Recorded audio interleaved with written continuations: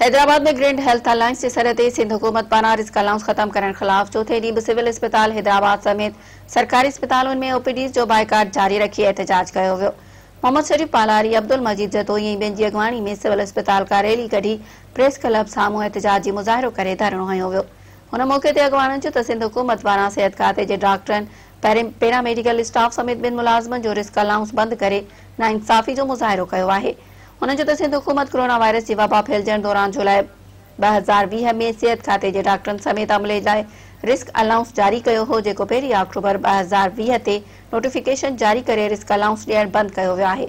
हुननि चयो त पाकिस्तान समेत दुनिया में कोरोना जी वबा जारी आहे। सिंध में रोज़ानो सवे माण्हुनि में कोरोना ज़ाहिर थी रही आहे। हर रोज़ कोरोना सबब मरीज़ फोत थी रहिया आहिनि, जॾहिं त केतिरनि ई मरीज़नि खे सरकारी अस्पतालों में दाख़िल कयो पियो वञे, जंहिं जे इलाज जी सार संभाल लाइ डॉक्टरनि समेत ॿियो अमलो पंहिंजूं जानियूं ख़तरे में विझी ड्यूटियूं करे रहिया आहिनि। हुननि मुतालबो कयो त रिस्क अलाउंस रोकण वारो नोटिफिकेशन वापसि वठी ॿिया मुतालबा मंज़ूर कया वञनि।